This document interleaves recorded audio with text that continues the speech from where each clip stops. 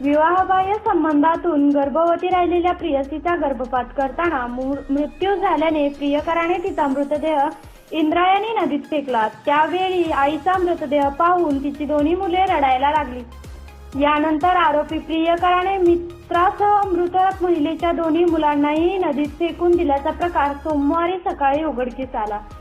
गजेंद्र दगडखेर आणि मृत महिलेचे विवाहबाह्य संबंध होते। काही दिवसांनी महिला गर्भवती राहिली। आरोपीने महिलेला गर्भपात करण्यासाठी कळंबोली येथे त्याच्या मित्रासोबत पाठवले ते, मात्र 8 जुलैला उपचारादरम्यान तिचा मृत्यू झाला। यानंतर आरोपींनी महिलेचा मृतदेह आणि तिच्या 2 मुलांना 9 रोजी वराळे येथे नेले आणि महिलेचा मृतदेह इंद्रायणी नदीत फेकून दिला।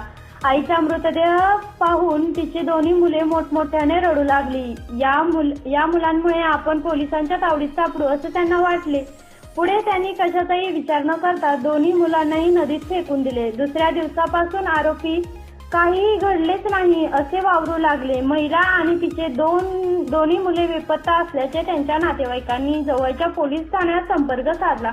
पोलिसांनी अधिक तपासणी केली असता बेपत्ता महिलेचे गजेंद्र सोबत अनेकदा फोनवर बोलणे झाल्याचे निष्पन्न झाले।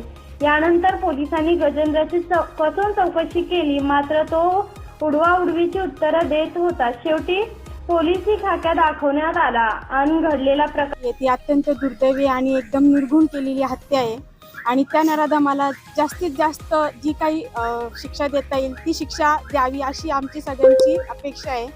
तरी ती शिक्षा या पोलीसवाल्यांनी किंवा या आयुक्तालयात जे काही आहेत त्यांनी सगळ्यांनी त्या आरोपींना एकत्र घेऊन त्यांना जी काही शिक्षा देता येईल ती शिक्षा त्यांनी द्यावी अशीच आमची एवढी अपेक्षा आहे। जनसबूत न्यूजच्या बातम्या पाहण्यासाठी आजच जनसबूत न्यूज चॅनलला सबस्क्राईब करा आणि बाजूला असणारे बेल आयकॉन प्रेस करा।